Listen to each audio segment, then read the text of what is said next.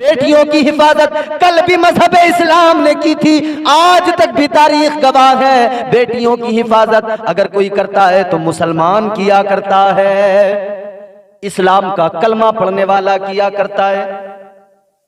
और फिर यह भी नहीं देखा जाता कि बेटी है किस मजहब से। औरत को जो वकार मेरे मजहब ने दिया है, औरत को जो इज्जत मेरे मजहब ने दी है, इस्लाम ने दी है, कसम खुदा की दुनिया के तमाम मजाहिब देख लो, सारी दुनिया ने मिलकर औरत को नंगा किया है, औरत की इज्जत के साथ में खिलवाड़ किया है। फकत मेरा मजहब वाहिद है कायनात के अंदर जो बेटियों की इज्जतों की हिफाजत करता है। और आपको यकीन ना आए तो आप तारीख उठाकर देखें, वो चाहे मदीने का बाजार हो कि वहां एक यहूदी की बेटी पर जब उसकी इज्जत पे बात आती है, सारे लोग तमाशा देख रहे हैं, मगर रसूल अल्लाह का गुलाम आगे बढ़ता है और मेरे मुस्तफा के एक सहाबी उसकी इज्जत की हिफाजत करते हैं। और चलो मैं आपको हिंदुस्तान का एक वाकया सुनाता हूं, ज्यादा दूर जाने की जरूरत नहीं है। ये काशी की सरजमीन, ये बनारस की सरजमीन आज तक गवाही दे रही है। बनारस के अंदर पंडितों का एक बड़ा मुहज्जब मुअज़्ज़ज़ खानदान, और उस दौर के अंदर जब औरंगजेब आलमगीर रहमतुल्लाह अलैह हिंदुस्तान के बादशाह थे, अल्लाह की कसम इंसाफ देखो, इंसाफ किसे कहते हैं, अदल देखो, अदल किसे कहते हैं। आज तो इंसाफ का गला घोंट दिया गया, आज तो इंसाफ का जनाजा निकाला जा रहा है और लोग इंसाफ की बातें करते करते इंसाफ के जनाजे को उठा रहे हैं। मगर देखो रसूल अल्लाह का कलमा पढ़ने वाले कितने बड़े मुनसिफ थे। आज सोशल मीडिया पर एक ऐप बनाकर मुस्लिम बेटियों की इज्जतों की नीलामी की जा रही है और हुकूमत के नुमाइंदे तमाशा देख रहे हैं, मगर इन्हें सबक हासिल करना चाहिए। कल जब रसूल अल्लाह का कलमा पढ़ने वाला इस हिंदुस्तान पर हुकूमत कर रहा था, उस दौर के अंदर बनारस की सरजमीन पर एक बड़ा मुहज्जब घराना पंडितों का, उस दौर के बनारस के पंडितों का सबसे बड़ा जो पंडित, अल्लाह अकबर कबीरा, अधेड़ उम्र में जाकर अल्लाह ने एक बेटी से नवाजा, औलाद की दौलत अता फरमाई, औलाद मिल गई, बड़ा खुश, सारा घराना सारा खानदान खुश। अल्लाह ने बेटी अता फरमाई और बेटी भी बड़ी खूबसूरत, बड़ी हसीनो जमील। माँ बाप अहले खाना जब तक उसके चेहरे को न देख लें, सुबह को कुछ खाना पीना भी हराम समझा करते थे। वो खूबसूरत हसीनो जमील, अल्लाह अकबर। बनारस आज तक बनारस की सरजमीन गवाही दे रही है। ऐ मेरे अजीजों गौर करो, जब उस बेटी की परवरिश की जा रही है, बड़े नाजो नाम से उसको पाला जा रहा है, उसके हजार नखरे उठाए जा रहे हैं। अल्लाह अकबर कबीरा। एक कोतवाल है बनारस के अंदर, सल्तनत का नुमाइंदा है, हुकूमत का नुमाइंदा है, अमीर जिसको बनाया गया है बनारस की सरजमीन पर। चूंकि जाहिर देखा जाता है ना, आजकल क्या होता है, सफेद पोश नजर आते हैं लेकिन हकीकत कुछ और होती है, अंदर बड़ी गंदगी होती है, बाहर से बड़े शफाफ बगले भगत नजर आते हैं। ऐसे लोग हर दौर में रहे हैं। बनारस की सरजमीन पर जिसको हजरत औरंगजेब आलमगीर रहमतुल्लाह अलैह ने बनाया था, कोतवाल जिसको ओहदा दिया था, बज़ाहिर तो बड़ा साफ सुथरा नजर आता था, लेकिन हकीकत यह थी कि वो एक शराबी भी था। हकीकत यह थी कि उसे हर रोज एक नई औरत, नई लड़की अपने बिस्तर पर चाहिए थी। सारे बनारस के बाशिंदे परेशान है, ये कैसा कोतवाल आया, हर रोज अपने बिस्तर पर एक नई खातून, एक नई दोशीजा को मांगता है। एक रोज इसने अपने तमाम जेरे असर लोगों से कहा कि बनारस के अंदर पता लगाओ सबसे हसीनो जमील लड़की कौन है। इस बनारस शहर के अंदर सबसे खूबसूरत मलके हुस्नो जमाल कौन है। इसे बताया गया जो बनारस के पंडितों का सरदार है, उस पंडित की बेटी बहुत खूबसूरत है। इसने कहा खबर भेज दो, जाकर कह दो एक रात के लिए वो अपनी बेटी को मेरे बिस्तर की जीनत बना दे। माला माल कर दूंगा, बड़ा इनाम दूंगा, एक रात के लिए मेरे बिस्तर की जीनत बना दे। अल्लाह अकबर। इसके जो जेरे असर लोग, इसके मुशीर वगैरह, इसके नुमाइंदे पहुंचे, जाकर उस पंडित से कहा अपनी बेटी को एक रात के लिए भेज दो। उसने कहा कैसी बात करते हो, मेरी बेटी मेरे घर की इज्जत है। तुम्हारे मजहब के अंदर, मेरे मजहब के अंदर भी बेटियों की इज्जत हुआ करती है। बेटियों की इज्जत को यूं नीलाम नहीं किया जाता, बेटियों की इज्जत से यूं खिलवाड़ नहीं किया जाता। अल्लाह अकबर कबीरा। जब उसने इनकार कर दिया तो जाकर कोतवाल को जब बताया गया कि वो इनकार कर रहा है, ऐसे भेजने को मना कर रहा है, अल्लाह अकबर, वो कोतवाल बदबख्त बदतरीन इंसान कहने लगा अगर वो इस तरह से मना कर रहा है, इनकार कर रहा है, तो जाओ जाकर उससे कह दो कि वो अगर ऐसे नहीं भेजना चाहता है तो अपनी बेटी का निकाह मेरे साथ कर दे, शादी कर दे। जब उस पंडित के पास में ये खबर पहुंची, उस पंडित ने कहा था मैं ब्राह्मण, मैं पंडित, तू मुसलमान, कैसे हो सकती है शादी। अल्लाह अकबर। कोतवाल को गुस्सा आया सुनकर बात। इसने कहा खबर भिजवा दी कि मैं वक्त दे रहा हूं, थोड़ा सा वक्त दिया, मोहलत दी, इतने दिन के अंदर तेरी बेटी मेरे घर में आनी चाहिए, उसकी डोली मेरे घर में आनी चाहिए। जब पंडित को खबर मिल गई, परेशान हो गया, बड़ा परेशान है। बेटी ने देखा बाप का चेहरा उतरा हुआ है, बाप की आंखों में आंसू है। बेटी कहने लगी क्या हुआ। उसने अपना किस्सा गम सुना दिया। कहने लगा बेटी, जो यहाँ का अमीर है, कोतवाल है, वो तुझसे निकाह करना चाहता है, वो तुझसे शादी करना चाहता है, मैं इसीलिए परेशान हूं। उसने मुझे वक्त दिया है, अगर उस वक्त पे मैंने तुझको नहीं भेजा, तेरी डोली सजा के नहीं भेजी, तो वो जुल्म करेगा, ज्यादती करेगा। अल्लाह अकबर कबीरा। वो लड़की कहने लगी ऐ मेरे बाप सुनो, उसने जो वक्त दिया है उसको छोड़ो, तुम खबर भिजवा दो, एक माह का वक्त दे दे, एक महीने का टाइम दे दे, कह दो शादी कर देंगे, डोली तेरे घर पे पहुंचा देंगे, अपनी बेटी को रुखसत करके उसकी डोली सजा के तेरे दरवाजे पे पहुंचा देंगे, एक महीने का वक्त मांग लो। अल्लाह अकबर। बाप हैरान है, बेटी ने क्या कह दिया। बेटी ये क्या कह रही हो, ये कैसी अजीब बात कर रही हो। अल्लाह अकबर। वो बेटी कहने लगी मेरे बाप फिक्र ना करो, परेशान होने की जरूरत नहीं है, जैसा कहती हूं वैसा कर लो। बाप को अपनी बेटी पे भरोसा था, एतमाद था, मेरी बेटी बहुत समझदार है, बहुत दाना है, यकीनन ये एक महीने का वक्त मांग रही है, जरूर कुछ न कुछ करेगी। कहने लगा बेटी एक महीने के अंदर आखिर क्या करेगी, क्या तू उसके घर पे जाने को तैयार है। कहने लगी नहीं, शादी नहीं करनी है, उसके दरवाजे पे डोली नहीं पहुंचेगी, फिर क्या करेगी। कहने लगी वो तो मुझे भी पता नहीं है, लेकिन बस एक महीने की मोहलत ले लो, टाइम ले लो, फिर जो होगा देखा जाएगा। अल्लाह अकबर कबीरा।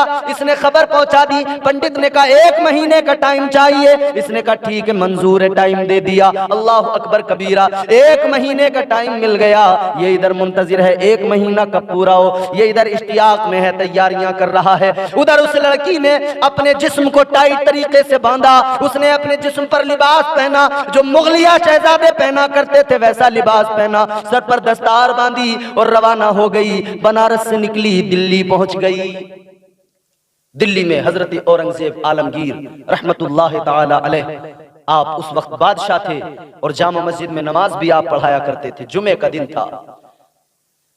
नमाज से फारिग होने के बाद में हजरत औरंगजेब आलमगीर रहमतुल्लाह अलैह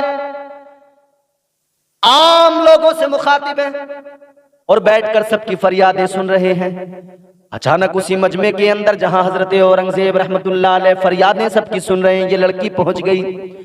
सबने देखा कोई मुगलिया शहजादा आ गया है, कोई मुगल खानदान का शहजादा है। लेकिन हजरत औरंगजेब ने जब नजर डाली, आपने अपनी चादर उठा के आगे बढ़ाई, फरमाने लगे बेटी मेरा मजहब इजाजत नहीं देता कि बेटियां इस तरह मर्दों के दरमियान आए। ले बेटी ये चादर पकड़ ले, अपने सर पे डाल ले, अपने चेहरे को छुपा ले, अपने जिस्म को छुपा ले। अल्लाह अकबर कबीरा।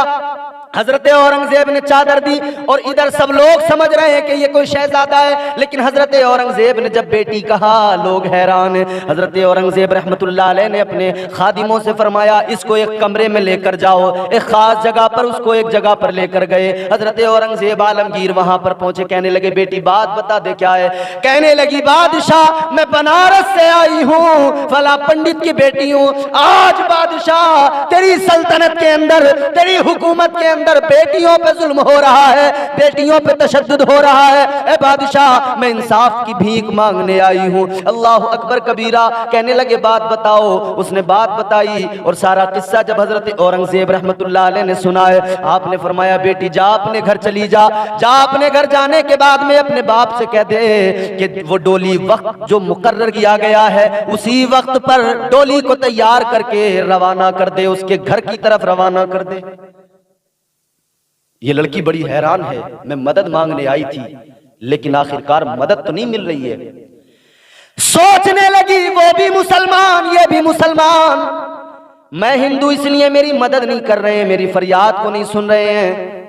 लेकिन ये भी देख रही है कि औरंगजेब बादशाह बार बार मुझे बेटी कह रहा है, दो तीन बातें करता है फिर मुझे बेटी कहता है। एक तरफ तो ये खौफ भी ये खतरा भी है कि इन्होंने कहा है कि जाकर वक्त मुकर्ररा पर बाप से कह दो डोली तैयार करके भेजे, लेकिन दूसरी तरफ दिल ये भी कहता है कि कहीं ना कहीं मुझे बेटी कह रहे हैं तो बेटी कहने की लाज भी रखेंगे। अल्लाह अकबर। चली गई अपने घर पे आई, बेटी को जब बाप ने देखा कहा बेटी कहाँ गई थी? कहने लगी बादशाह के पास गई थी, मैंने किस्सा अपना सुनाया, फरियाद सुनाई।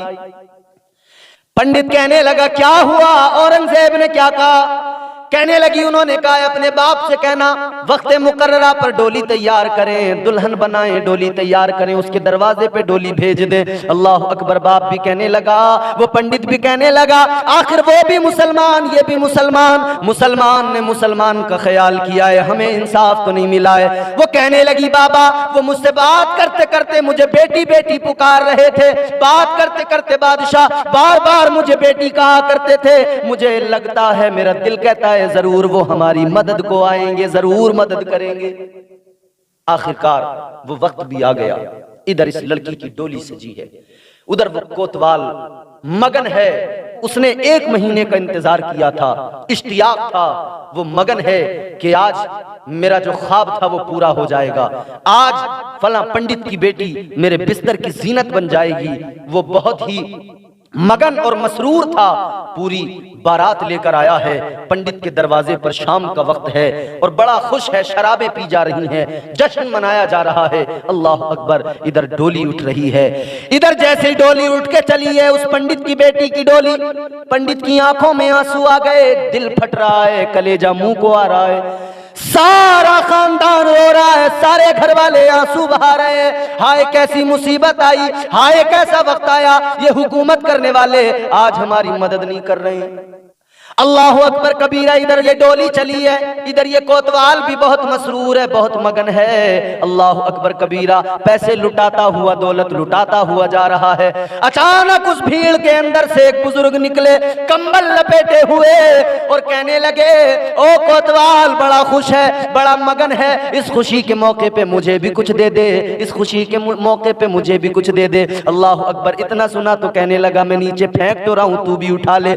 ये फकीर ये बुजुर्ग जो आए थे कहने लगे मैं नीचे पड़ा हुआ नहीं उठाता, अगर तू मसरूर है, अगर तू खुश है तो अपने हाथ से मुझे दे दे। अल्लाह अकबर कबीरा। कहने लगा मैं बहुत खुश हूं, चल हाथ से देता हूं, तो तेरी भी हजरत पूरी करता हूं। हाथ जैसी देने के लिए आगे बढ़ाया, बुजुर्ग ने फौरन हाथ को पकड़ लिया। हाथ पकड़ने के बाद में सारे लोग हैरान हैं, लेकिन जैसे ही वो चादर हटी है, जैसे ही वो कंबल जिस्म से हटाया है, सन्नाटा छा गया। जो ढोल धमाके हो रहे थे, जो नकारे बजाए जा रहे थे, जो खुशियां थी, अचानक सन्नाटा छा गया, लोगों पे खौफ तारी हो गया। वो आने वाला, वो हाथ पकड़ने वाला कोई और नहीं था, बल्कि वो वक्त का बादशाह औरंगजेब आलमगीर थे। हजरत औरंगजेब आलमगीर ने हाथ पकड़ लिया, कहने लगे बदबख्त, मैंने तुझे हाकिम बनाकर भेजा, ओहदा दिया इसलिए नहीं कि तू बेटियों की इज्जतों का लुटेरा बन जाए। इज्जतों की हिफाजत करना मेरा मजहब सिखाता है, मेरा दीन सिखाता है। अल्लाह अकबर कबीरा। इसके होश उड़ गए। बादशाह ने कहा 2 हाथी मंगाए जाए। हाथी मंगाए गए, दोनों हाथियों से इसके पैर बांधे गए, एक पैर इस हाथी से, दूसरा इस हाथी से, उनको अलग अलग समत में दौड़ाया गया। हाथी दौड़े, इसके जिस्म के टुकड़े हो गए, जिस्म फाड़ दिया गया बीच से। इंसाफ तो हो गया।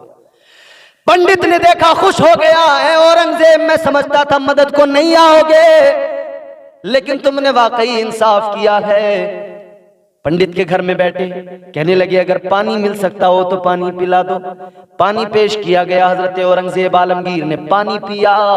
कहने लगे भूख लगी है, अगर खाना कुछ मिल जाए तो मैं खाना चाहता हूं। पंडित के घर में जो कुछ भी मौजूद था ला कर रख दिया गया। हजरत औरंगजेब आलमगीर ने खाना खाया, उसके बाद में 2 रकात नमाज पढ़ी, उसी घर के अंदर वुजू किया, उसी पंडित के घर में नमाज अदा की। अल्लाह अकबर कबीरा। नमाज पढ़ने के बाद में जब आप बैठे तो वो पंडित कहने लगा हुजूर मैं सिर्फ इतना अर्ज करना चाहता हूँ, तुम बादशाह, तरह तरह के पकवान तुम्हारे महल में होते हैं, लेकिन तुमने मुझ गरीब के घर पे आके खाना मांगा है, क्या मामला है?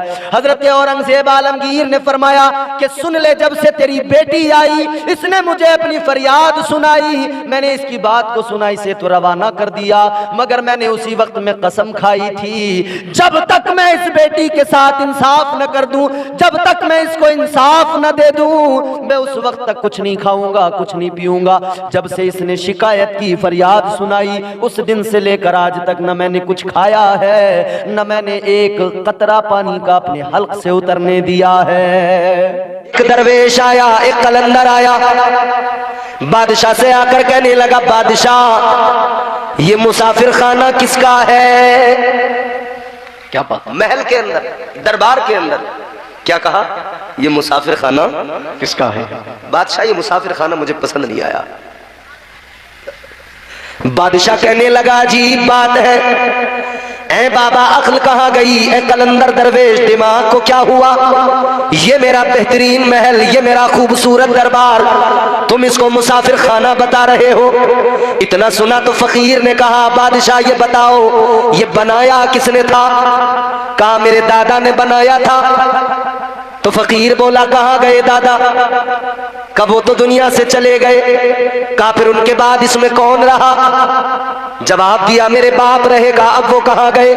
कब वो भी दुनिया से चले गए। अब कौन रहता है? मैं रहता हूँ। फकीर ने कहा बादशाह तुझे समझ में नहीं आया, तेरे दादा ने बनाया था मगर क्या हुआ? कितने दिन रहे? थोड़े दिन रहे, फिर दुनिया से चले गए। तो उनके लिए क्या था ये महल, क्या था ये दरबार? ये मुसाफिर खाना ही तो था। थोड़ा सा वक्त गुजारा चले गए, फिर तेरे बाप रहे, थोड़ा सा वक्त गुजारा चले गए, अब तू है, थोड़ा वक्त गुजारेगा चला जाएगा। है बादशाह क्या है बता? ये मुसाफिर खाना ही तो है। अब की बार दरवेश सामने से है, जवाब बड़ा प्यारा मिल गया है, बात दिल पर लग गई और ऐसी लगी बादशाह ने ताज उतार दिया, तख्त से नीचे उतर गया, वजीरों से कहने लगा है वजीरों मशवरा कर लेना, जो तुम्हें अपने दरमियान सही लगे उसको बादशाह बना देना। आज से बादशाह छोड़ रहा हूँ और फकीरी को अपना रहा हूँ। नारे तकबीर, नारे रिसालत, फैज़ाने गौसे आज़म, फैज़ाने मदारे पाक, उर्से सैयद जलाल शाह बाबा, सरज़मीने चमन नगरिया, हज़रत अल्लामा मुफ्ती इम्तियाज़ बरकाती संभली, नारे हैदरी। क्या बात है, सुभान। ऐसे अल्लाह मिलता है, ऐसे तबीयत पाक है, ऐसे नफ्स। क्या बात है साहब, लाजवाब लाजवाब, बहुत अच्छा पैगाम। जाहिरन तो नजर आ रहा था सर पे ताज था, तख्त पे बैठा था, बादशाह थी, जाहिरन तो लग रहा था ये कामयाब आदमी है, लेकिन बादशाह को आखिरकार एक फकीर के जरिए पता लगा ये कामयाबी नहीं है, कामयाबी तो अलग ही होती है। तख्त छोड़ दिया, बादशाह छोड़ दी, सब कुछ छोड़ कर निकल गए। अब गुदड़ी पहन ली, अब बोरिया, अब टाट का लिबास पहन लिया, अब अल्लाह अल्लाह में वक्त गुजरने लगा। ऐ लोगों कौन था ये बादशाह जिसने बादशाहत को छोड़ ठोकर मार दी? कौन था ये बादशाह जो वली बन गया? इस बादशाह का नाम बल्ख का शहंशाह हजरत इब्राहिम बिन अदहम। अल्लाह अल्लाह, बादशाहत को ठोकर मारी, दरवेशी को अपना लिया। एक रोज आप दरिया के किनारे बैठे हैं, अपनी फटी हुई गुदड़ी को सुई से सी रहे हैं, अपने टाट के लिबास को सुई से सी रहे हैं। सोचो तो जरा, वो शहंशाह वाली जिंदगी गुजारने वाला, वो आलीशान लिबास पहनने वाला, आज टाट का लिबास है वो भी फटा हुआ है, सुई से टाके लगा रहे हैं। अल्लाह अल्लाह, इधर जिसको बादशाह बनाया गया था वो बादशाह उधर से गुजर रहा है, दजला के किनारे, दरिया के किनारे पर उस गुजर बादशाहत है, सल्तनत है। रात का सन्नाटा, रात का अंधेरा, बादशाह अपने महल में सोया है। थोड़ी सी आवाज बढ़ा दो। छत पर किसी की आहट महसूस हुई, यूं लगा जैसे छत पर कोई दौड़ रहा है। बादशाह ने रोशनदान से झांक कर कहा, कौन है? आवाज आई, बादशाह ऊंट खो गए हमारे, अपने ऊंट तलाश कर रहे हैं हम। चमन नगरिया वालों, अगर बात समझ में आए तो सुनना सलीके से, और अगर जलसे में यूं ही आए हो बस देखने और हंसी मजाक सुनने तो माफ करें, मेरा कोई ऐसा इरादा है नहीं, क्योंकि हम लोग इतना हंस रहे हैं कि हंसते हंसते अपनी बर्बादियों पर भी हंसने लगे, हमें पता ही नहीं लग रहा। क्या बात, तमाशा हमारा, तमाशाई भी हम, समझ रहे? इंसान कामयाब कैसे होता है, असल कामयाबी किसे कहा जाता है? बादशाह महल के अंदर सोया हुआ है, छत पर किसी के चलने की आहट, पूछा कौन, क्या बात है? कहा ऊंट खो गए, तलाश कर रहे हैं। बादशाह ने कहा अजीब पागल हो, ऊंट अगर खो गए तो आबादियों में देखो, आबादियों में ना मिले तो जंगलों में जाकर देखो, महल की छत पर ऊंटों का क्या मतलब? क्या बात बिल्कुल सही थी, महल की छत पर क्या मतलब? बादशाह कहने लगा कहीं महल की छत पर भी ऊंट मिलते हैं? तो उधर से जवाब आया, बादशाह बात तो दुरुस्त है, महल की छत पर ऊंट नहीं मिलते, मगर बादशाह ये बात भी सच है, महलों के अंदर शाही बिस्तरों पर लेटकर अल्लाह भी नहीं मिलता। क्या बात है, क्या बात है, जिंदाबाद, बहुत अच्छा। सारा काम इनसे कराओगे क्या? क्या बात है मुफ्ती साहब, बहुत अच्छा, सुभान अल्लाह, क्या बात। ये सोच रहे हो उन्हें पैसे देंगे तो हम क्यों बोलें, यही बोले, नजराना लेंगे तो यही बोलेंगे, हैं? सुभान अल्लाह बोलो यार, सुभान अल्लाह, सुभान। अरे इसमें सुभान अल्लाह को मेरा जाती कोई ऐसा मामला तो है नहीं कि तुम नहीं बोलोगे तो मेरे कोई, लोग यही समझते हैं मुफ्ती साहब, भाई सवाब मिलेगा। मुझे इतना है कि साहब एक माहौल जरा अच्छा सा लगेगा, यूं लगेगा कि आप बेदार हैं, सवाब मिलेगा आपको भाई। सुभान अल्लाह किसकी तारीफ है? अल्लाह की तारीफ है। क्या मतलब है सुभान अल्लाह का? अल्लाह पाक है, तो ये अकीदा नहीं हमारा कि अल्लाह पाक है? अल्लाह पाक है या नहीं है बोलो? और चमन नगरिया वालों एक बात बताओ, तुम कहो अल्लाह पाक है या ना कहो अल्लाह पाक है, अल्लाह तो पाक ही है। क्या पाक? आपके मेरे कहने न कहने से उसकी पाकी में कोई फर्क नहीं पड़ता। बात इतनी है कि जब बंदा बार बार अल्लाह को पाक कहता है, बार बार सुभान अल्लाह कहता है, उसकी पाकी बयान करता है, तो अल्लाह ताला उस बंदे के वजूद को, उसकी फिक्र को, उसके दिल को, उसके दिमाग को अल्लाह पाक कर दिया करता है। सुभान अल्लाह, सुभान अल्लाह, अपना अपना सुभान है, खुद को पाक, सुभान अल्लाह, सुभान, दिमाग को पाक करना हो, अक्ल को पाक करना हो, दिल को पाक करना हो, बोलते रहिए। हम जरा मोहब्बत के साथ हाथों को उठा के कहे सुभान अल्लाह, सुभान अल्लाह, सुभान। जवाब आया, ऐ बादशाह महल के अंदर यूं बिस्तर पे, शाही बिस्तर पे भी अल्लाह नहीं मिलता। बात दिल पर लगी, दिल पे असर हुआ बात का, लेकिन बादशाह तो बादशाह, दुनिया का ऐशो आराम इतनी जल्दी से नहीं छूटता। क्या बात? इख्तिदार, मनसब, कुर्सी इतनी जल्दी छोड़ने को तबीयत नहीं होती। क्या बात? बात तो दिल पर लगी मगर फिर भी यूं ही रहे। वक्त मेरे साथ जरा कोशिश कीजिए। सुई दरिया में डाल दी, सूफी साहब, सुई दरिया के अंदर डालने के बाद में आवाज लगाई है, दरिया की मछलियों मेरी सुई जरा निकाल कर लाओ, मेरी सुई मुझे लौटाओ। इतना फरमाना था, ये आवाज लगाना था, दरिया के अंदर से बहुत सारी मछलियां निकली। कोई मछली पीतल की सुई लाई, कोई सोने की सुई लाई, कोई चांदी की सुई लाई, सैकड़ों सुइयां मछलियां लेके आ गई। अल्लाह वाले ने फरमाया मछलियों ये मेरी सुइयां नहीं है, मेरी तो वही लोहे की पुरानी सी सुई थी, मुझे वही चाहिए। क्या बात? अच्छा हमारे सामने कभी ऐसा हो जाए कि दरिया के अंदर से कोई सोने की चीज बरामद हो जाए, कानों कान खबर नहीं होने देंगे, जेब में डाल के छुपते छुपाते सोनार के पास पहुंचेंगे, बोले कोई देख न ले भैया, जल्दी से निकाली से। सारी मछलियां सुइयां निकाल कर लाई। अल्लाह वाले ने फरमाया ये मेरी नहीं, मेरी वही सुई, वही लोहे की चाहिए। एक मछली निकल के आई, अपने मुंह में वही सुई लेके आई और वो सुई लाकर अल्लाह वाले को दी। अल्लाह वाले ने वो सुई ली और फिर उस अपने नए बादशाह से फरमाया, फरमाने लगे तुम जिस्मों पर हुकूमत करते हो, यहाँ अल्लाह ताला जमीन के अंदर दरिया में मछलियों पर भी हुकूमत अता करता है। क्या बात है, सुभान अल्लाह, सुभान। फरमाते वो हुकूमत अलग है, ये हुकूमत अलग है। क्या बात? उस हुकूमत में खजाने बज़ाहिर तो हैं, मगर दर हकीकत खजाने इस हुकूमत में सारे ही कदमों में पड़े हैं। क्या मगर चक्कर ये है, इधर से उधर जाने के लिए जो ये सफर है, इंसान इस सफर में डगमगा जाता है। ये आसाइशें, ये सुकून, ये जिंदगी की रानाइयाँ रंगीनियाँ, ये दुनिया, दुनिया के लालच, हम लोग असल में इसी को दुनिया समझते हैं, इसी को कामयाबी समझते हैं, जबकि ये कामयाबी नहीं है। याद रखना मेरे अजीजों, दुनियादारी का नाम कामयाबी नहीं होता, दीनदारी का नाम कामयाबी होता है। सुभान अल्लाह, सुभान अल्लाह। अगर दुनियादारी का नाम कामयाबी होता तो आप जरा पढ़कर देखो अल्लाह के पैगंबरों की जिंदगियां।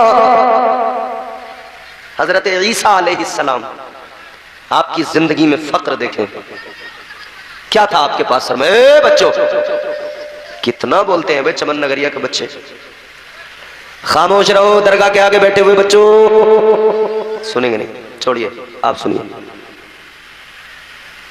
तो हजरत ईसा अलैहिस्सलाम, फक्र देखें, क्या था उनके पास?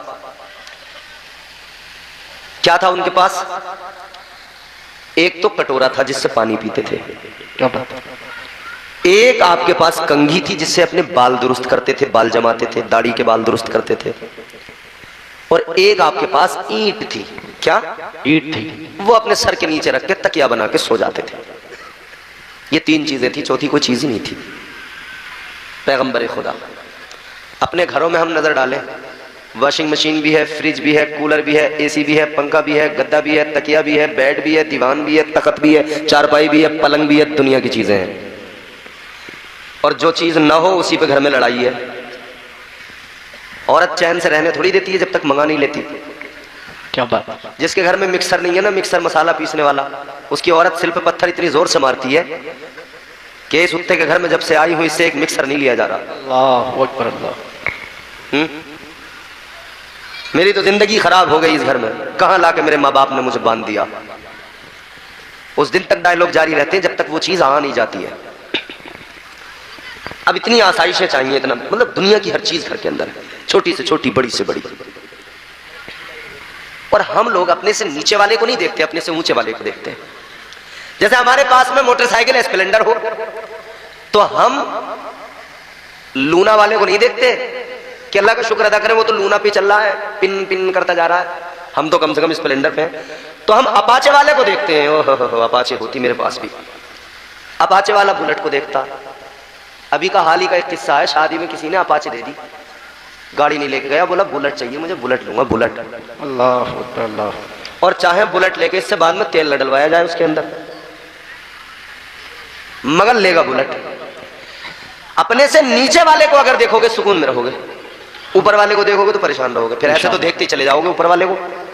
मोटरसाइकिल वाला कार वाले को देखेगा, कार वाला अपनी से महंगी कार वाले को देखेगा, वो फिर रोल्स उसको देखेगा जो BMW वगैरह वगैरह बड़ी लग्जरीज गाड़ी होती हैं, वो फिर अंबानी को देखने लगेगा, उसके पास तो प्राइवेट जेट है, तो काम खराब होगा। जहां हो वहां पे अल्लाह का शुक्र अदा करो, अपने से नीचे वाले को देखो। पैगंबर खुदा हजरत ईसा अलैहिस्सलाम, तीन चीजें और शान क्या? कुरान में अल्लाह ने शान बयान फरमाई। परवरदिगार आलम ने फरमाया व उबरीउल अकमह वल अबरस व उहयिल मौता बिइज़निल्लाह। अल्लाह ताला का कुरान बताता है शान ये, अगर अंधे नाबीना की आंखों पे फूंक मार दे तो उसकी आंखों में नूर आ जाता है। सुभान अल्लाह, सुभान अल्लाह। शान ये, अगर आप किसी कोड़ी के जिस्म पर हाथ फेर दें बीमारी दूर हो जाती है। शान ये, अगर किसी मुर्दे को कह दे कुम बिइज़निल्लाह तो वो अल्लाह के हुक्म से जिंदा हो जाता है। शान ये। मगर पास में क्या है? बस तीन चीजें हैं, एक कंघी है, एक ईंट है, एक पानी पीने का प्याला। एक दिन एक रास्ते से गुजर रहे थे, आपने देखा एक आदमी किसी हौज से पानी पी रहा है, उसके पास कोई प्याला नहीं है, वो पानी यूं हाथों का चुल्लू बनाकर, हाथों का प्याला बनाकर पानी लेता है और फिर यूं पीने लगता है। हजरत ईसा अलैहिस्सलाम ने जब उसको इस तरह से पानी पीते हुए देखा तो फरमाने लगे कटोरे की जरूरत क्या, प्याले की जरूरत क्या, पानी पीने का काम तो हाथों से हो सकता है। कटोरा लिया, अल्लाह की राह में खैरात कर दिया। सुभान अल्लाह, सुभान अल्लाह। फिर कहीं आपने एक मर्तबा देखा, एक शख्स को देखा वो सो रहा है मगर अंदाज क्या, अपना हाथ सर के नीचे रखकर हाथ का तकिया बनाकर सो रहा है। हजरत ईसा अलैहिस्सलाम ने जब देखा तो फरमाने लगे तकिए का काम तो हाथ से भी हो सकता है, ईंट की जरूरत क्या है, ईंट भी अल्लाह के नाम पर खैरात कर दी। सुभान अल्लाह, सुभान अल्लाह। दो चीजें खैरात कर दी, एक चीज बची, सुभान अल्लाह। कंगी दाढ़ी में करने वाली। एक दिन एक आदमी को देखा वो यूं अपनी उंगलियों का कंगा बना के यूं कर रहा है दाढ़ी में, इस तरह करते ना हम लोग, बालों में भी करते। अभी तो जलसे का दिन है, हमारे नौजवान टोपियां लगा के बैठे हैं, वरना एक हाथ बालों में ही रहता। शादी हो तो फिर झटके लगते रहते हैं, है ना। अच्छा, पहले पुराने दौर में तो बहुत ही ज्यादा था वो झटके वाला मामला, अब तो थोड़ा सा कम भी हुआ, मगर अब वो पता नहीं अलग अलग किस्म के बाल चल पड़े, खड़े वाले और घुंघरू वाले, जिनके नहीं है तो वो अपने घुमवा के घुंघरू बनवा रहे हैं। अजीब अजीब हालत है। तो हजरत ईसा अलैहिस्सलाम ने देखा हाथ की कंगी बनाई, यूं हाथ से कर रहा है। पैगंबरे खुदा फरमाने लगे ये काम तो हाथ से भी हो सकता है, कंगे की जरूरत क्या, कंगी को भी लिया, उसको भी खैरात कर दिया। ये फक्र है हजरत ईसा अलैहिस्सलाम का। मगर अब जरा सी एक झलक दिखाता हूं। हजरत ईसा अलैहिस्सलाम आपकी जिंदगी तो ये है, ये फक्र है। मगर एक आदमी आया, क्या बात है, और आके कहने लगा हुजूर मैं चाहता हूं मैं आपकी खिदमत में रहूं, आपके साथ रहूं। नारे तकबीर, नारे रिसालत, फैज़ाने गौसे आज़म, उर्से सैयद जलाल शाह बाबा, सरजमीने चमन नगरिया, शायर अहले सुन्नत गुलाम नूर मुजस्सम, शायर इस्लाम गुलाम नूर मुजस्सम। नारे तकबीर, गुलामाने हुसैन कमेटी, उर्से सैयद जलाल शाह बाबा। नारे तकबीर। आप देख रहे हैं हिंदुस्तान का बेहतरीन अजीम शायर अहले सुन्नत मद्दाह खैरुल अनाम मोहतरम मोहतशम नूर मुजस्सम साहब तशरीफ़ फरमा हो चुके हैं। मेरे बाद में आप हजरात इनका बेहतरीन अंदाज, इनके बेहतरीन कलाम से बात करेंगे। तवज्जो करें और मोहब्बत से कह दें सुभान अल्लाह। थोड़ी बहुत जान बची हो तो और ज़ोर से कह दें सुभान अल्लाह, सुभान अल्लाह। मुजस्सम भाई यूँ लग रहा है जैसे इन लोगों का लबों पे दम है बस। कई लोग तो इसी टेंशन में निकल गए यहाँ से कि मौलाना लोग बैठने नहीं दे रहे, सुभान अल्लाह बहुत कहलवा रहे हैं। याद रखना अजीजाने गिरामी वकार में बात अर्ज कर रहा हूँ, जिंदगी कैसे बेहतर बनती है, कैसे कामयाबी हासिल होती है। कुरान कहता है अपने नफ्स को पाक कर लो तुम कामयाब हो जाओगे। तो कैसे पाक होगा नफ्स? दलालियां करने से नफ्स पाक हो सकता है क्या? हराम की कमाइयां खाने से, 2 नंबर के काम करने से क्या नफ्स पाक हो सकता है? नहीं। क्या जुए खेलने से नफ्स पाक हो सकता है? क्या शराबें पीने से नफ्स पाक हो सकता है? हरगिज नहीं। ईमानदारी से बताना मुसलमानों, क्या ये खराबियां आज हमारे अंदर नहीं है? नाम अब्दुल्ला होता है, खड़ा शराब के ठेके पे होता है। अल्लाहु अकबर, अल्लाह। नाम मोहम्मद अली होता है, खड़ा है जुए के अड्डे पे। क्या ये हमारे मुआशरे की कड़वी सच्चाइयां नहीं है? और फिर हम शिकायत कर रहे हैं साहब बड़ी परेशानियां हैं। अल्लाहु अकबर, अल्लाह। याद रखना अजीजाने गिरामी वकार, परेशानियां चाहे जितनी बड़ी हो, सारी परेशानियां दूर हो जाएंगी। बस अपने बुजुर्गों से अपना रिश्ता मजबूत। गरीब बच्चों को मुफ्त में तालीम देने के लिए स्कूल खोले कि इस कौम को कभी फिक्र हुई कि हम अपने हॉस्टल्स बनाएं, इंजीनियरिंग कॉलेज बनाएं, लॉ कॉलेज बनाएं, मेडिकल कॉलेज बनाएं? नहीं हुई ना फिक्र। अगर कोई बनाता भी है कोई स्कूल तो वो सिर्फ और सिर्फ बिजनेस के लिए बनाता है, तिजारत के लिए बनाता है। वो कौम से कोई हमदर्दी नहीं करता, उसे अपनी कौम से, अपनी मिल्लत से कोई हमदर्दी नहीं होती है, वो सिर्फ तिजारत करता है। ना मेरे अजीजों, तिजारत न करो। तालीम कभी तिजारत के लिए नहीं होती है, तालीम को आम करो। करो। मेरे मुस्तफा ने तो पैगाम दिया था, ऐ मेरी उम्मत के लोगों, तुम्हें मैं पैगाम देके जा रहा हूँ। हुजूर ने फरमाया इल्म हासिल करो, माँ की गोद से लेकर कब्र की आगोश तक इल्म हासिल करो। मगर तुमने अपने बच्चों को जाहिल बना दिया, अपने बच्चों को तुमने किताबें नहीं दी, अपने बच्चों को कलम नहीं दिए। आज क्या वजह है? हर जगह पर रुसवाई है, हर जगह पर जिल्लत है। आज कचहरी के अंदर दूसरे का बच्चा वकील है, मेरा बच्चा कचरे पे शराब पी के पड़ा है। आज कचहरी के अंदर किसी दूसरे का बच्चा बैठा हुआ जज की कुर्सी पे है, मेरा बच्चा शराब पी के नाली में पड़ा है। मगर मेरी कौम तुझे कभी फिक्र नहीं होती कभी फिक्र। यहाँ क्या हो रहा है? यहाँ तो सिर्फ मोबाइल चल रहे हैं, सिर्फ मोबाइल चल रहे हैं। रात का सन्नाटा हो, ठंड का मौसम हो, अम्मा अब्बा सब सो गए, बेटी लिहाफ के अंदर लेट के मोबाइल चला रही है। अम्मा को पता ही नहीं है कि घर में बेटी के पास एक अलग से मोबाइल भी है। बेटा मोबाइल चला रहा है, लिहाफ के अंदर मुंह ढक के माँ कह देती है ना कभी कभी एक दो बार, बेटा रख दे बस, बहुत रात हुई सो जा। तो वो यूं लिहाफ को ढक कर पूरी तरह से खुद को कवर करता है, फिर यूं मोबाइल लेके फिर मोबाइल चलाता है। क्या देखता है? उसमें गंदी फिल्में देखता है।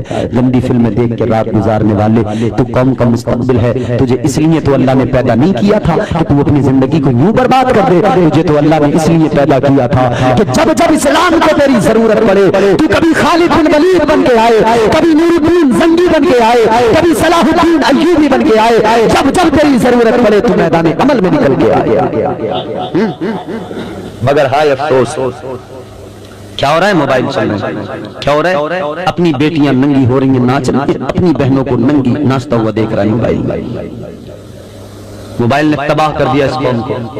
आज ये आजाद मिजाजी इतनी आ गई, न किसी बहन के सर पे दुपट्टा है, न किसी बहन के अंदर कोई गैरत कोई शर्म बाकी रह गई है। सब यूं ही इस तरह से बेपर्दा घूम रही हैं, सब बेपर्दा इधर उधर। देखो लखनऊ की मार्केट में, उन्नाव में जाके देखो, दिल्ली में जाके देखो, जहां जाके देखो, एयरपोर्ट पे जाके देखो बेपर्दा तुम्हारी बेटियां। तुम जाकर रेलवे स्टेशन पे देखो बेपर्दा तुम्हारी बेटियां। तुम जाकर शॉपिंग मॉल्स में देखो बेपर्दा तुम्हारी बेटियां। तुम्हें क्या दिया? मॉडर्निटी की बात करते हो। इस मॉडर्निटी ने दिया क्या है? अरे तुम्हारी बेटियों को तुम्हारी सामने, तुम्हारी आंखों के सामने बेपर्दा कर दिया, तुम तमाशा देखते रहे। मेरी बहनों, तुम्हें भी मेरा पैगाम है। वो मेरी बहन जो समझती है मॉडर्निटी इसी का नाम है, दुपट्टा निकाल के फेंक दो। जो समझती है मॉडर्निटी इसी का नाम है, अब हमें जो है मॉडर्न बनकर जिंदगी गुजारनी है, शराब पी लो। जो समझती है हमारी बहन के मॉडर्निटी इसी का नाम है, न मजहब देखो न नस्ल देखो, बस किसी से भी गैर मुस्लिम से शादी कर लो। अरे खंजीर खाने वाले के बिस्तर पे जाने से पहले सोचा होता तूने नबी का कलमा पढ़ा है? खंजीर खाने वाले के बिस्तर पे जाने से पहले तूने क्यों नहीं सोचा तू कनीज़े फातिमा बन सकती है? तूने क्यों नहीं सोचा जब उस शराब पीने वाले के लबों से लब लगा दिए,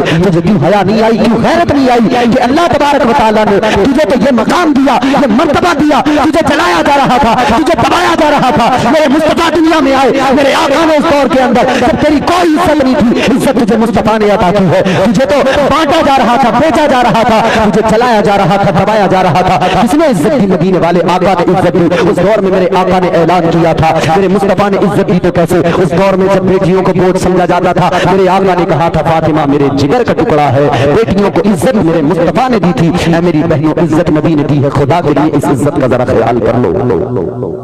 कोई इज्जत दे सकता है? जो इस्लाम ने इज्जत दे दी कोई दे सकता है दुनिया में? ये तो तुम्हें नंगा करना। कितना नंगा कर दिया, कितना नंगा कर दिया, और कितना तुम्हारी इज्जतों को पामाल कर दिया। सोचे तो सही जरा। एक माचिस भी बगैर औरत की तस्वीर के नहीं बिकती जो 1 रुपए में बिक रही है।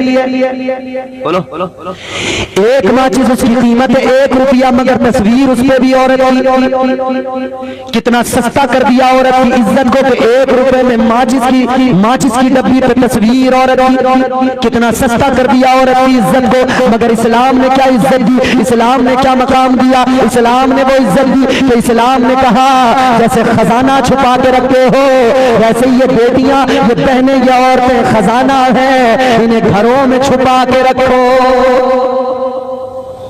मगर नहीं दिखावा बहुत। तो बहरहाल मैं बात को जल्दी समेट रहा हूं, सुने। अल्लाह वाले ने फरमाया शराब चाहिए तो फिर जैसे मैं करूंगा वैसे तुम्हें करना पड़ेगा। अल्लाह वाले ने फरमाया जैसे मैं करूंगा तुम्हें भी करना पड़ेगा। कहने लगे क्या करना है? अल्लाह वाले ने फरमाया अब मैं जैसे करूं वैसे करना। तो अल्लाह के वली हजरत जुनैद बगदादी ने क्या किया? आपने वुजू करना शुरू कर दिया। इधर अल्लाह वाले ने वुजू किया, इन्होंने देखा ये शराबी भी पीछे पीछे वुजू करने लगे। इनका भी वुजू मुकम्मल हुआ। अल्लाह वाले ने कहा मेरे साथ आ जाओ, अब मिलेगी शराब। ये फिर आगे बढ़े। अल्लाह वाले ने दरिया के किनारे चश्मे के करीब में, उस चश्मे के करीब में आकर मुसल्ला बिछा दिया। खड़े हो गए। कहा तुम भी मेरे पीछे खड़े हो जाओ, जैसे मैं करूं वैसे तुम भी करना। ये भी खड़े हो गए। अल्लाह वाले ने यूं नियती हाथों को उठाया, हाथ बांध के नमाज की नियत करके खड़े हो गए। इधर इन शराबियों ने देखा, इन्होंने भी नियत की, ये भी हाथ बांध के खड़े हो गए। अल्लाह वाले ने कयाम किया, कयाम के बाद में रुकू किया, रुकू के बाद में सजदे में सर रख दिया। इन्होंने भी सजदे में सर रख दिया। अल्लाह वाले ने रोकर आंसू बहाकर अल्लाह की बारगाह में अर्ज किया, ऐ मौला, ऐ परवरदिगार, इनके सरों को झुकाना मेरा काम था, अब इनके दिलों को झुकाना तेरा काम है। अल्लाह यहाँ तक लाना मेरा काम था, मंजिल पे पहुंचाना तेरा काम है। तो औलिया कराम ने तो शराबियों को यहाँ लाके खड़ा किया, फिर वो वक्त के वली बन गए। और आज का ये जो अपने आप को वली कह रहा है, ये चिलम लेके आ रहा है। वो शराबियों को वली बना रहे थे और ये अपने आप को वली बताने वाला अच्छे भले लोगों को नशेड़ी बनाने में लगाएगा। ऐसा ऐसा फर्जी पीर मार्केट में टहल रहा है, याद रखना, बच के रहना इनसे। कुरान ने तो पहचान कराई है। बताऊं कुरान ने क्या पहचान कराई है वली की? बताऊं? आओ मेरे अजीजों, कुरान पढ़ो, इस उसकी न मानना, ऐसे वैसों की न मानना, अल्लाह की बात मानो। कुरान में अल्लाह ने वलियों की पहचान कराई। अल्लाह का कुरान कहता है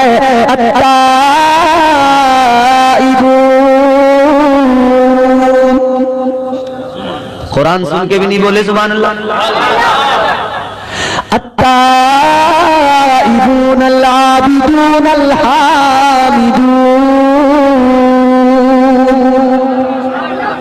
अल-हामिदून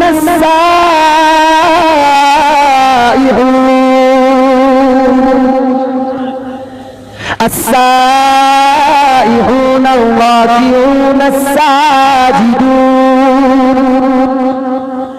अस्साजिदून अल-आमिरून बिल मारूफ। ये कुरान में अल्लाह ने सिफात बयान की। अनिल मुनकरी वल हाफिजून लिहुदूदिल्लाह व बशिरिल मुमिनीन। अल्लाह ने कुरान में वलियों की पहचान बता दी।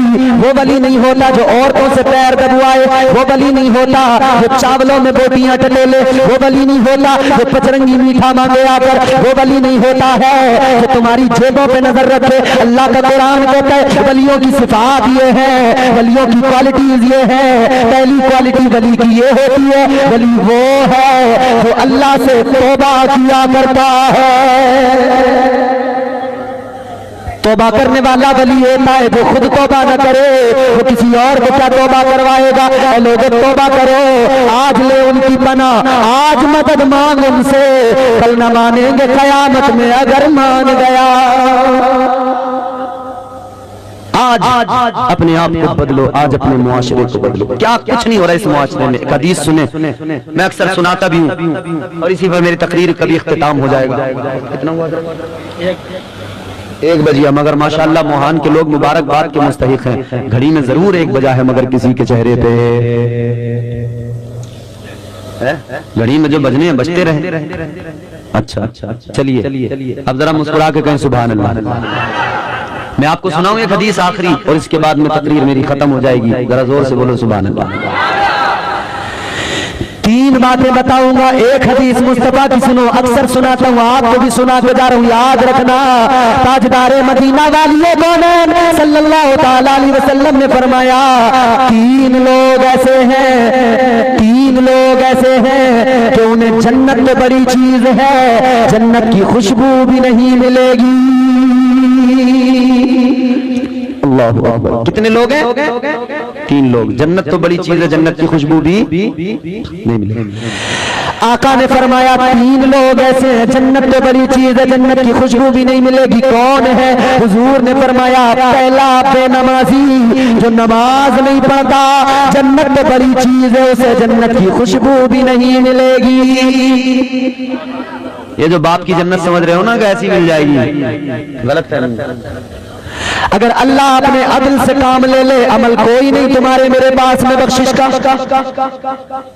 अगर अल्लाह अपने अदल से काम ले तो अमल कोई नहीं है कि बख्शे जाए। हाँ, उसकी रहमत पे भरोसा करते हैं, उसकी रहमत पे भरोसा है, उसके महबूब की शफाअत पे भरोसा है। लेकिन याद रखो, शफाअत अगर हुजूर की चाहिए तो हुजूर ने फरमाया नमाज मेरी आंखों की ठंडक है, तो जरा नबी की आंखों को ठंडा किया करो, तभी तो नबी की शफाअत नसीब होगी। मुस्तफा की आंखें तो ठंडी करो कभी।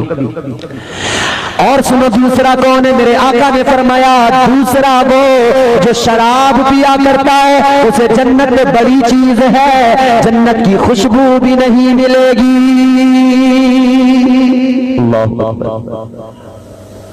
शराब पीने वाले को जन्नत तो बड़ी चीज है, जन्नत की खुशबू भी नहीं मिलेगी। तीसरा कौन है जानते हो? बहुत खतरनाक।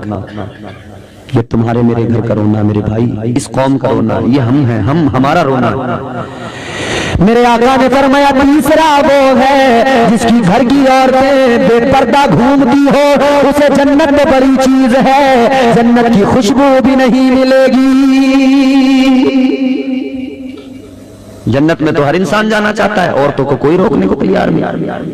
हुजूर ने फरमाया जिसके घर की औरतें बेपर्दा घूमती हो ना, जन्नत की तो वो बड़ी चीज हो गई, जन्नत की खुशबू भी उसको नहीं मिलेगी।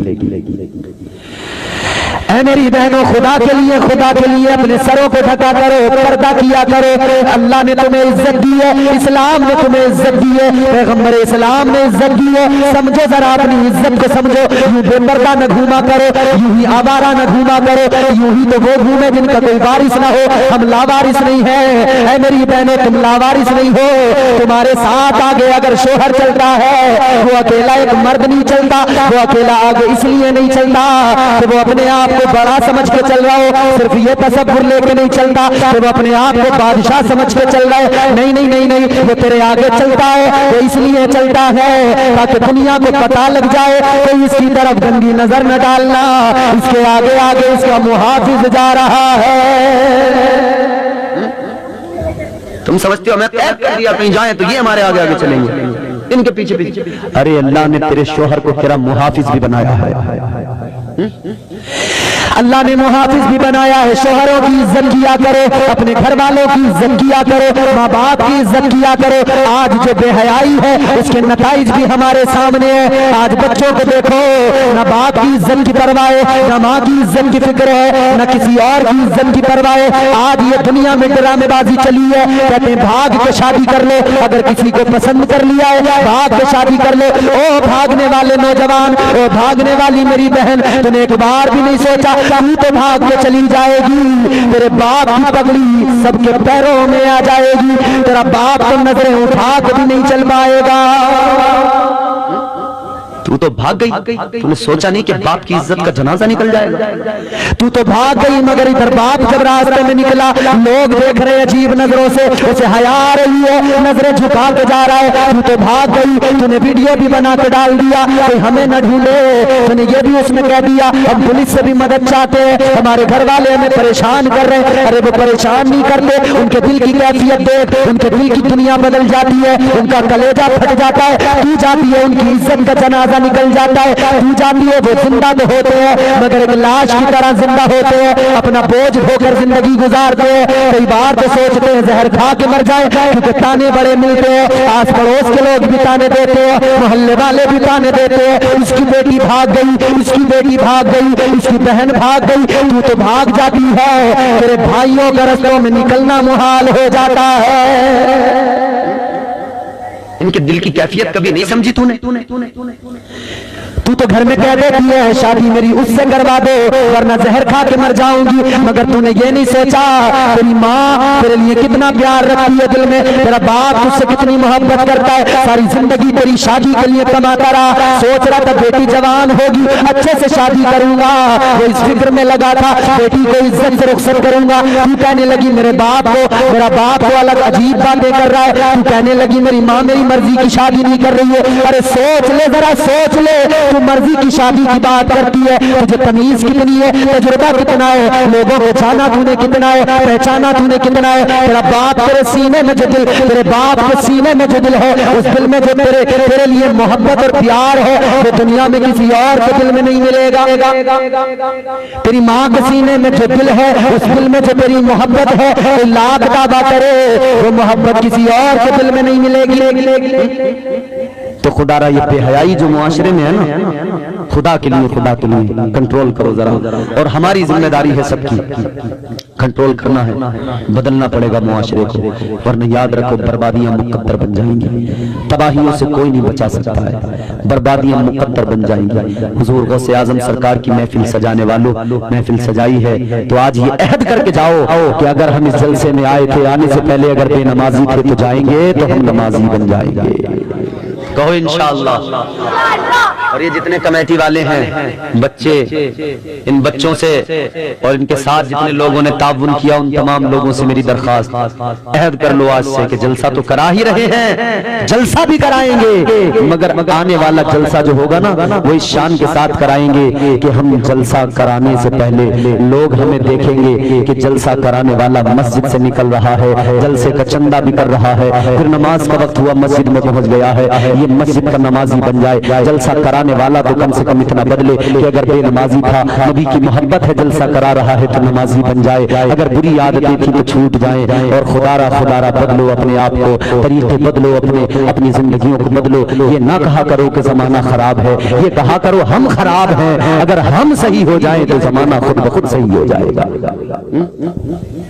हम अगर समझ जाए, हम अगर सही हो जाए तो जमाना तो यार खुद ब खुद सही है। जमाने को कसूरवार ठहराते हो, खुद अपने जुर्मों को कभी झांक के नहीं देखते। दूसरों के ऐब तो हमेशा नजर आते हैं, कभी अपनी खामियों पे भी नजर डाला करो। गौसे आजम सरकार की महफिल सजाने वालों, कभी हम गुनाह करके नादिम नहीं होते, कभी गुनाह करके हमारी आंख में आंसू नहीं आते। गौसे आजम सरकार तो गुनाह भी नहीं किया करते थे, फिर भी उनकी आंखों में आंसू होते थे। वो नेक परहेजगार मुत्तकी, मगर फिर भी आंखों में आंसू होते थे, रोते थे। हजरत इमाम अबू अली हयाती फरमाते हैं, मैं काबे का तवाफ कर रहा था, मैंने देखा एक इंसान रो रहा है, पत्थरों पे सर रख के रो रहा है, कह रहे मौला परवरदिगार, उसकी आंखों में आंसू हैं, वो रो रो के कह रहा या अल्लाह कल क़यामत के दिन या अल्लाह तू मेरा हिसाब न लेना। रो रो के कह रहा है मौला मेरे परवरदिगार, कल क़यामत के दिन मेरा हिसाब न लेना, अल्लाह मेरा हिसाब न लेना। रो के कह रहा है मौला अगर हिसाब लेना जरूरी हो जाए तो ऐ मेरे अल्लाह मुझे क़यामत के दिन अंधा कर देना। मजे से जिंदगी गुजारने वालों, प्यार भी करने वालों, जरा सुनो तो सही। रोने वाला रो के कह रहे मौला मेरा हिसाब न लेना, और अगर हिसाब लेना जरूरी हो जाए तो या अल्लाह मुझे अंधा कर देना, नाबीना कर देना। रोने वाला रो रहा है, एक चीख निकली है, रोने वाला जमीन पे गिर गया, बेहोश हो गया। हजरत इमाम अबू अली हयाती फरमाते में आगे बढ़ा, मैंने जाके देखा कौन है जो इतनी शिद्दत से रो रहा है। कहते अब जरा तवज्जो से जुमला सुनना, अब जरा तवज्जो से सुनना, दिल पे हाथ रख के सुनना। कहने लगे मैं करीब गया, मैंने जाके देखा कौन रो रहा है। कहते मैं हैरान हो गया, जब मैंने उसके चेहरे को देखा मेरा कलेजा फट गया, चीख निकल गई। वो रोने वाला कोई और नहीं था, वलियों का वली, पीरों का पीर गौसे आजम रो रहे थे। सरकार गौसे आजम तो रो रो के अल्लाह से मौला मेरा हिसाब न लेना, और हिसाब लेना जरूरी हो जाए तो मुझे नाबीना कर देना। गौसे आजम का मानने वाला कहता है मुझे कोई परवाह नहीं है, ना हश्र की परवाह है, ना कब्र की परवाह है, कहता है मुझे कोई फिक्र ही नहीं है। ऐ हुजूर गौसे आजम के मानने वालों, ऐ वलियों से मोहब्बत रखने वालों, ऐ बुजुर्गों का फैज हासिल करने वालों, इधर गौसे आजम सरकार से मोहब्बत भी करो और उधर अपनी जिंदगियां भी बदलने की जरूरत है। असीरों की मुश्किल कुशा से बोलो सुभान अल्लाह। ये रसगुल्ले हैं, दिखाई दे रहे हैं? अरे बोलो, अच्छे लग रहे हैं? बोलो, खाने को दिल चाह रहा है? बोलो, तो पहले जोर से बोलो सुभान अल्लाह। क्योंकि इन रसगुल्लों तक अगर पहुंच बनानी है तो पहले मेरी तकरीर खत्म करवानी है, और उसके लिए जोर से कहना है सुभान अल्लाह। ऐसे नहीं मिलेंगे रसगुल्ले, रसगुल्ले तो सामने रखे हैं, मगर मैं जो बैठा हूँ यहाँ चाहिए रसगुल्ले तो हाथ उठा के बोलो सुभान अल्लाह। असीरों के मुश्किल कुशा गौसे आज़म, असीरों, ये कलाम पता है किसका? ताजदार बरेली इमाम अहले सुन्नत सैयदी सरकार आला हजरत के भाई हजरत मौलाना हसन रजा साहब का कलाम। असीरों की मुश्किल कुशा गौसे आज़म, फकीरों के हाजती रवा गौसे आज़म, असीरों की मुश्किल कुशा गौसे आज़म, असीरों की मुश्किल कुशा गौसे आज़म। गिरा है मुसीबत में बंदा तुम्हारा, गिरा है मुसीबत में बंदा तुम्हारा, गिरा है मुसीबत में बंदा तुम्हारा, गिरा है मुसीबत में बंदा तुम्हारा, मदद के लिए आओ या गौसे आज़म। असीरों की मुश्किल कुशा गौसे आज़म, फकीरों के हाजत रवा। हुज़ूर गौसे आज़म फरमाते जब तक मैं ना चाहूं ना मेरा कोई नाम भी नहीं ले सकता। अगर नाम ले रहे हो तो ये समझ लो कि हुज़ूर गौसे आज़म इस पर राजी हैं कि तुम उनका नाम लो, तभी नाम ले पा रहे हो। वरना सरकार गौसे आज़म फरमाते अगर मैं ना चाहूं तो कोई मेरा नाम भी नहीं ले सकता है। आपका नाम ऐसा है, आपके घर में सामान है, उस सामान पे लिख दो ये सामान हुज़ूर गौसे आज़म का है, तुम उसे रख के ऐसे छोड़ दो, कहीं फेंक दो, कुछ भी करो, घर में ताला लगा के भी मत जाओ, खुला छोड़ के चले जाओ। जिस सामान को कहते हैं ना गौसे आज़म का है, चोर उसे किसी भी हाल में चुरा नहीं सकता है। गाड़ी से जा रहे हो, गाड़ी से जा रहे हो, सफर में लखनऊ जा रहे हो या आगे दिल्ली जा रहे हो, कानपुर जा रहे हो, इलाहाबाद जा रहे हो, उन्नाव जा रहे हो, गाड़ी में बैठो, कह दो ये गाड़ी गौसे आज़म की है, उन्हीं के करम पे चलेगी, उन्हीं के करम पे चलती है। तू सफर करके जब तक घर वापस नहीं आएगा ना तो तेरे लिए हुजूर गौसे आज़म का ये करम तुझ पे होगा, तू सारा सफर करके घर आ जाएगा, एक खरोंच भी तुझे कहीं नहीं लगेगी। अल्लाह उस गाड़ी को और तुझे हर हादसे से, हर एक्सीडेंट से महफूज रखेगा। बाइक पे भी निकला करो तो तसव्वुर कर ले करो गौसे आज़म सरकार के करम पे है सरकार है। तो अल्लाह ताला हमें आपको हुजूर गौसे पाक की सच्ची मोहब्बत अता फरमाए और हमें दुनिया और आखिरत में कामयाबी कामरानी अता फरमाए। परवरदिगार हमारी जिंदगियों को बेहतर फरमाए और इन बच्चों को आप सबको हौसला अता फरमाए, जज्बा अता फरमाए, दीन का जज्बा, दीन की खिदमत का जज्बा, अल्लाह रसूल के अहकामात पर अमल करने का जज्बा, नबी की शरीयत पर अमल करने का जज्बा, बुराइयों से बचने का जज्बा। अल्लाह ताला हमारी जिंदगियां बेहतर फरमा दे, परवरदिगार हमारा मुस्तकबिल बेहतर फरमा दे, हमारी कौम के हर बच्चे को नबी का आशिक बना दे। अल्लाह ताला हम सबका ईमान पर खात्मा फरमाए। अस्तगफिरुल्लाह रब्बी मिन कुल्ली ज़ंबि व अतूबु इलैह। बुलंद आवाज़ से कलमा शरीफ पढ़िए, ला इलाहा इल्लल्लाह मुहम्मदुर रसूलुल्लाह व मा अलैना इल्लल बलाग। अस्सलामु अलैकुम व रहमतुल्लाह। जब ये तेरा कुरान सुन रहा था, जब ये तेरा फरमान सुन रहा था, ऐ परवरदिगार इसने अपने हाथों को उठाया था और तेरी पाकी का ऐलान किया था। सुभान अल्लाह, सुभान अल्लाह। तो जब ये हाथ गवाही देंगे तो इंशाअल्लाह परवरदिगार राजी हो जाएगा। बहुत प्यार करता है हमारा रब, जानते हैं कितना प्यार करता है खुदा हमारा हमसे। हम उसके एहसानात, उसकी अताएं, उसकी इनायतें, उसके जो फजल हम पर है उनका हम सही मानों में शुक्र भी अदा नहीं कर पाते। और हमारी ज़बानें कासिर हैं, जितने उसके एहसानात हैं हम उसका शुक्र अदा नहीं कर सकते। याद रखना मुसलमानों, परवरदिगार आलम तुम्हारा मेरा खुदा, जिसने तुम्हें और मुझे बनाया, कायनात को बनाया, वो परवरदिगार बहुत मोहब्बत करता है, बड़ा प्यार करता है।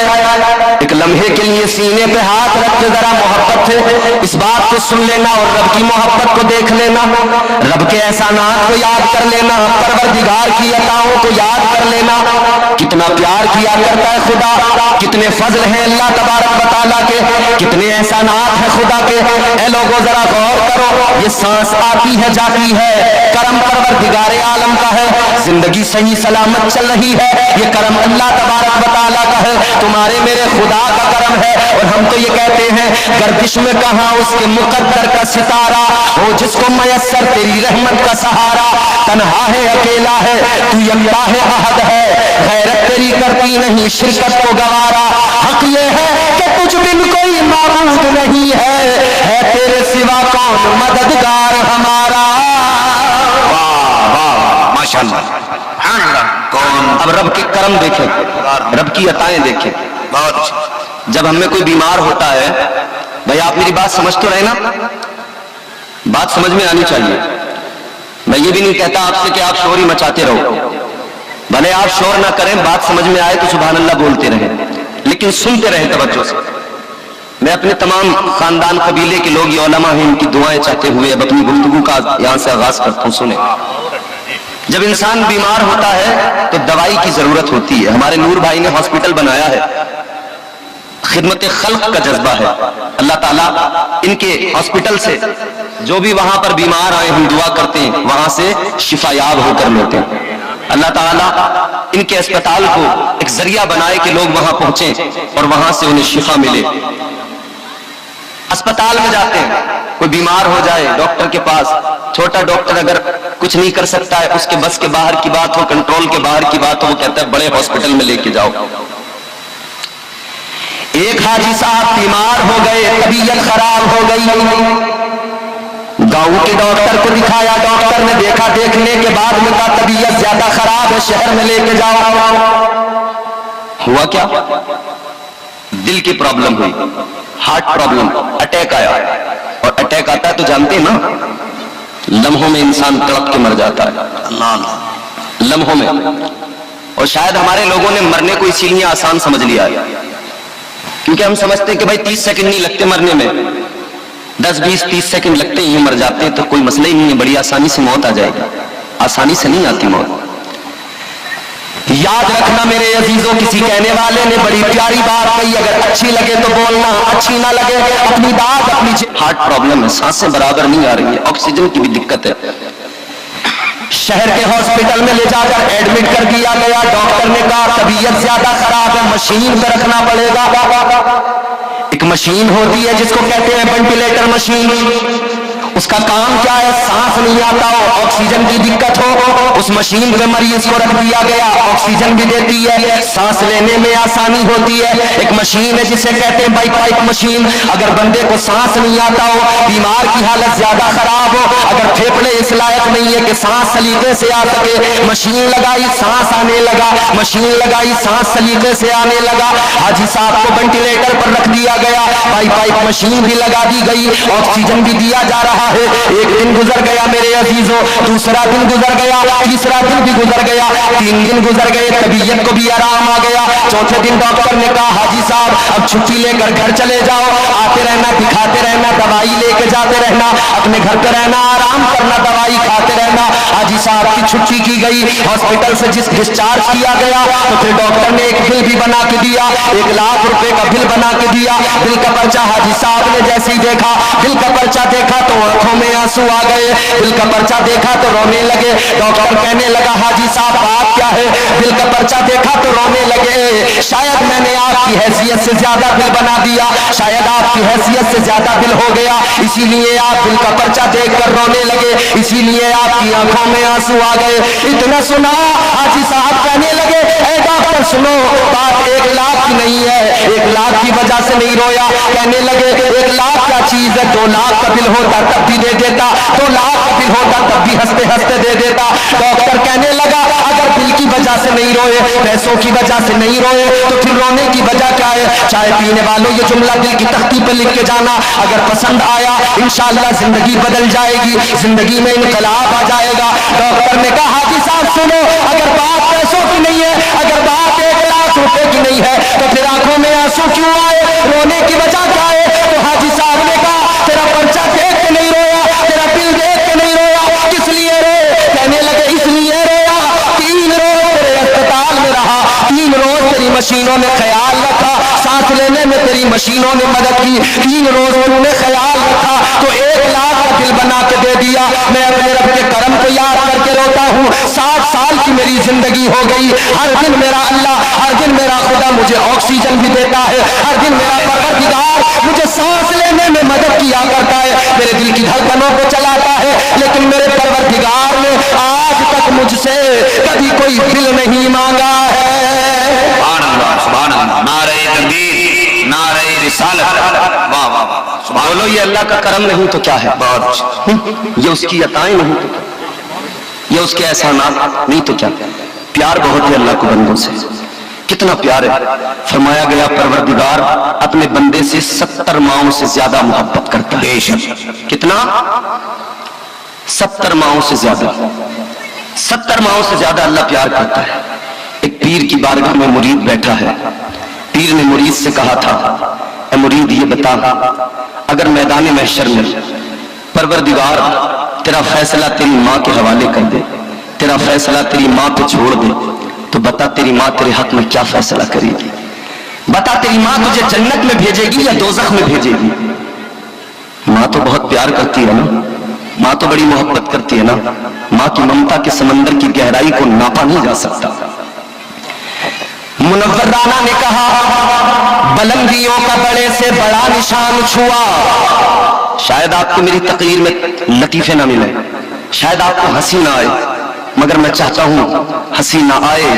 हंसते हंसते तो दिल मुर्दा हो गए, एक आंसू अगर आंख से निकल आया तो मेरा भी बोलना, तुम्हारा भी सुनना कामयाब। बहुत अच्छा, बहुत उम्दा बयान। वाह वाह वाह। बरगे हिना पे लिखता हूं मैं दर्द दिल की बात, शायद के रफ्ता रफ्ता लगे दिल रुबा के हाथ। अंदाजे बयां करछे बहुत शौक नहीं है, शायद के तेरे दिल में उतर जाए मेरी बात। क्या है मां?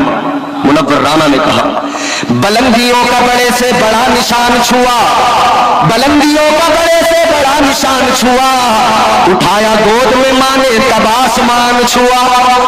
मां बड़ी मोहब्बत करती है, बड़ा प्यार करती है। माँ भी, माँ बनने से पहले एक लड़की थी ना, शादी होने से पहले एक लड़की थी ना जो बहुत इतरा के चलती थी, जो बहुत लहरा के चलती थी। मगर शादी हुई, शिकम में बच्चा आया, उसने इतराना छोड़ दिया, उसने लहराना छोड़ दिया। किस लिए? अब शिकम में बच्चा आ चुका है। एक एक कदम बड़े कायदे से रखती है, एक एक कदम बड़े सलीके से रखती है। अब उसे फिक्र अपनी नहीं है, अब फिक्र अपने बच्चे की है, मेरे बच्चे को तकलीफ न पहुंच जाए। ये माँ की ममता है मेरे अजीजों। माँ के शिकम में बच्चा आया, माँ एक एक कदम कायदे से रखने लगी, एक एक कदम माँ ने कायदे से सलीके से रखना शुरू कर दिया। मेरे बच्चे को तकलीफ न पहुंच जाए, मेरे बच्चे को तकलीफ न पहुंच जाए। 9 महीने तक माँ ने शिकम में रखा, 9 महीने मुकम्मल हुए, विलादत का वक्त आया, फिर दर्द होने लगा। हर दर्द को, तकलीफ को सहती रही, हर दर्द को बर्दाश्त करती रही। चीखें इसकी निकलती रही है, चीखों को इसने बर्दाश्त किया है, हर तकलीफ को सहा है। और जब बच्चे की विलादत हुई है, जब बच्चा दुनिया में आया, जब इसे बच्चे का चेहरा दिखाया गया, अपने दर्द भूल गई, अपनी तकलीफों को भूल गई, अपनी चीखों को भुला दिया। बच्चे को देखा, मुस्कुराने लगी, बच्चे को देखा, बच्चे पे प्यार आने लगा। बच्चा मुस्कुराया, ये भी मुस्कुराई, वो रोया तो ये भी रोने लगी। उसकी खुशी को अपनी खुशी बना लिया, बच्चे के गम को अपना गम बना लिया। ये एक माँ की ममता है मेरे अजीजों, ये एक माँ का प्यार है। मुरीद ने पीर से कहा, ए हजरत, माँ तो बड़ा प्यार करती है, माँ तो बड़ी मोहब्बत करती है, माँ का प्यार ये है। कहने लगा, माँ को अगर अल्लाह ने इख्तियार दिया, माँ के अगर सुपुर्द फैसला कर दिया, माँ अगर चाहे जन्नत में भेजे, दोज़ख में भेजे, अगर अल्लाह ने ये इख्तियार माँ को दिया तो माँ हर हाल में जन्नत में भेजेगी, दोज़ख में नहीं भेजेगी। हक है, हक। क्योंकि माँ कभी औलाद को तकलीफ में नहीं दे सकती। कहने लगा, मेरी माँ मुझे हर हाल में जन्नत में भेजेगी, दोज़ख में नहीं भेजेगी, इसलिए कि माँ से बच्चों की तकलीफ नहीं देखी जाती। जिस माँ से जरा सा दर्द नहीं देखा जाता, वो औलाद को दोज़ख में कैसे देखेगी। कहने लगा, हजरत, अगर अल्लाह ने माँ को इख्तियार दिया, माँ हर हाल में जन्नत में भेजेगी। इतना सुना तो पीर की आंखों में आंसू आए, रोकर कहने लगे, कितना नादान है तू। एक माँ है जिसने पैदा किया, उस माँ की ममता है, उस माँ की मोहब्बत पे तुझे एतमाद है, उस माँ के प्यार पे तुझे भरोसा है। तू माँ की ममता पे भरोसा करके कहता है, मेरी माँ मुझे दोज़ख में नहीं भेजेगी। एक माँ के प्यार पे तुझे भरोसा है, तो उस रब के प्यार पे भरोसा क्यों नहीं करता है, जो परवरदिगार एक माँ के बराबर नहीं 70 माँओं से ज्यादा प्यार करता है।